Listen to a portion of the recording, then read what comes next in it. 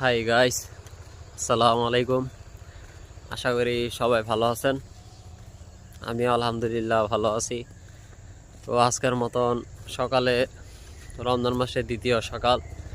তো আলহামদুলিল্লাহ অনেক ভালো লাগছে, কারণ রমজান মাস তো এমনিতেই রহমত স্বরূপ, তাই না? তো সেই ক্ষেত্রে ওয়েদারও আজকে অনেক ভালো। ওয়েদার আলহামদুলিল্লাহ অনেক ঠান্ডা পড়ছে।